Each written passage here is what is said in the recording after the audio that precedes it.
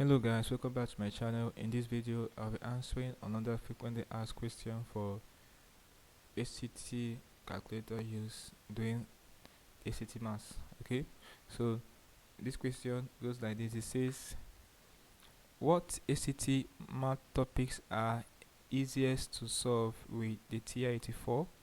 Okay, there are a couple of them that are easiest to solve a TI-84.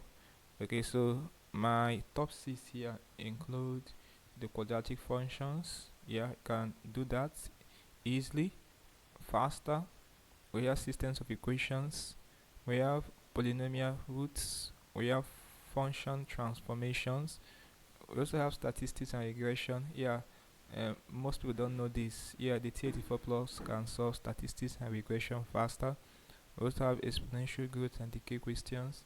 Okay, I think I will also add, though it's part of algebra, indices too. It can do that.